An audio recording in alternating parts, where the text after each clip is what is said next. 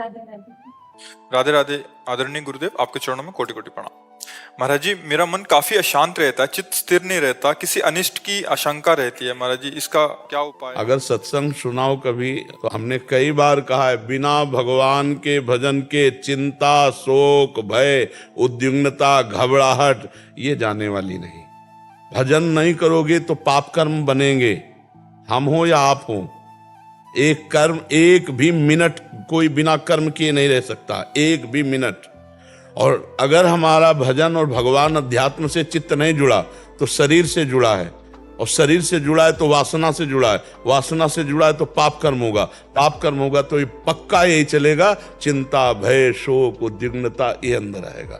आगे चलकर ये डिप्रेशन रूप रख लेता है। तो अगर हम नाम जप करें, भगवान का आश्रय ले लें, सत्संग सुने, गंदे आचरणों पर रोक लगा दें तो अभी ठीक हो जाए। लेकिन अपने लोग गंदे आचरण भरपूर करते हैं और सोचते हैं कोई जंतुर बांध दे, कोई छूछा कर दे, हमें ठीक कर दे। विश्व में कोई पैदा नहीं हुआ, विश्व में कोई पैदा नहीं, सब नौटंकी नाटक, कुछ नहीं। को न काहू के दुख सुख कर दाता, और निज कृत कर्म भोग सुन भ्राता। कोई दुख सुख देने वाला नहीं, आपका कर्म ही दुख सुख देने वाला है। तो अभी बच्चा संभालो तो अपने को संभाल सकते हो। नाम भगवान का जप करो, राधा राधा राधा राधा। और जो गंदी बात है वो आप जानते हैं, वो मत कीजिए। देखो, ये कोई अगर कहे कि हम पाप कर्म को जानते नहीं थे, हमसे हो गया, तो मुझे लगता है कि ये झूठ बात है। आपके हृदय में भगवान बैठे हुए बता देते हैं कि गलत है। डर तभी लगता है जब गलत होता है। भय, चिंता, अनिष्ट की आशंका तभी होती है जब पाप बन जाता है। आपसे पाप बन गया है, स्पष्ट है। आप अपने रजिस्टर को खुद जांचिए न्यायाधीश बन करके, तो आप देखेंगे कि अगर इन पापों का मुझे दंड मिलता तो कितना भयानक होता। और वो पाप गुप्त हैं तो गुप्त नहीं रहेंगे, वो आपको ही जलाएंगे, वो आपको ये केवल आपका प्रश्न नहीं है, ये लाखों का प्रश्न है। ये आपका केवल प्रश्न नहीं है, ये लाखों मनुष्यों का प्रश्न है। सबके हृदय में चिंता, भय की आशंका, शोक, आगे की चिंता, व्यर्थ चिंतन, ये सब बना रहता है। इसी को मिटाने के लिए अध्यात्म है, बहुत प्रसन्नता हो जाएगी। हम ये कह रहे हैं, अगर चित्त भगवान में जुड़ा है, कोई भय नहीं, कोई दुख नहीं, कोई शंका नहीं।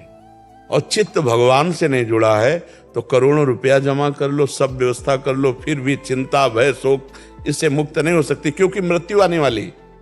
सबसे भयावह दृश्य जो है कि जो कुछ हमने समेटा, इतनी मेहनत से कमाया, घर, मकान, दुकान, पुत्र, पति, सब परिवार, सब, वो एक मिनट में छुटा देगी मृत्यु, और आपको अकेला जाना है।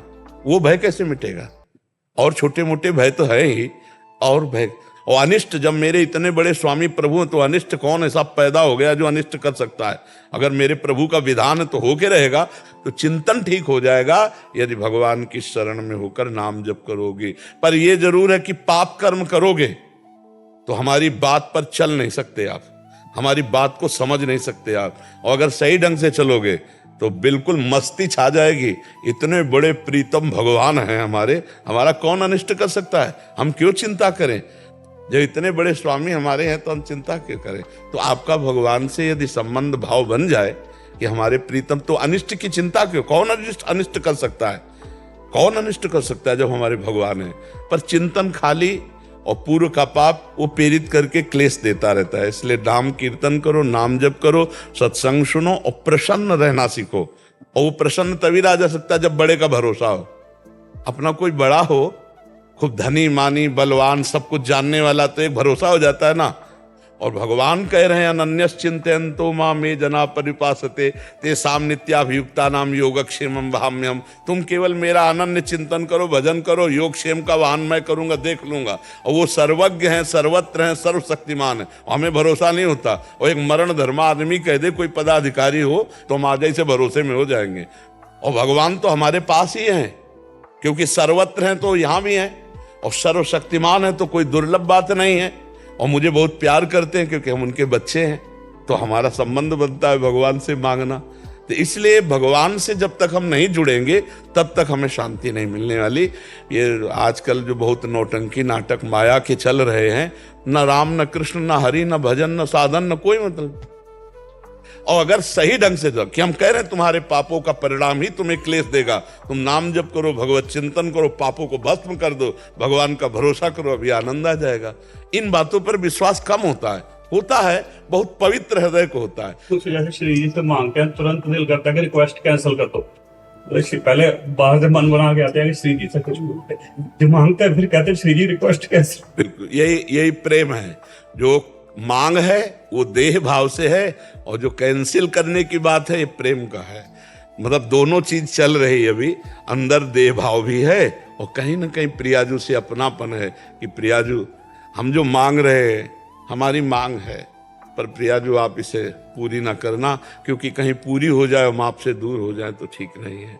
हमें वो कष्ट वो दुख बहुत अच्छा है जो आपसे जोड़े रहे, वो सुख वो संपत्ति बहुत बुरी है जो आपसे अलग कर दे। ये बहुत अच्छी बात है, बहुत अच्छा हृदय है, और ऐसा ही भाव धीरे धीरे बढ़ाना चाहिए। और फिर कोई भी मांग नहीं रखनी चाहिए। क्या मांग रखनी? जैसे अपनी माँ को पता है कि बालक को कब बाल भोग पवाना है, कब हमें राजभोग पवाना है, कब शयन करवाना है, ऐसे मेरी श्री जी को पता है कि मुझे कब क्या देना। सब व्यवस्थाएं भगवान कर रहे हैं, तो हमें मांगने की जरूरत। हमें एक बार भी श्री जी से नहीं कहा तुम्हारी गरज हो तो करो, हम क्या, हम तो तुम्हारे लिए है। अगर भाई हमें तड़पाओगी तो राधा राधा बोलेंगे, और दवाई दोगी तो राधा राधा बोलेंगे। अब तो राधा के सिवा हमारा जीवन कुछ है नहीं। अब तुम देखो कैसे महलों में रखो, चाहे झोपड़ी में वास दो, भूखे रखो, चाहे जैसे आप छके रखो, आपका विषय है। तो हमें लगता है कि वास्तविक बात तो ये है कि मांगने की जरूरत है नहीं, और अगर मांगना ही हमें तो फिर प्रभु से ही मांगे, दूसरे से न मांगे। बने तो रघुबर ते भले, बिगड़े तो भरपूर, तुलसी औरन ते भले, ताबली पे धूल। बहुत बढ़िया श्री जी व्यवस्था करती है, उनकी व्यवस्था लोक परलोक सब संभाल देती है, सब संभाल देते हैं।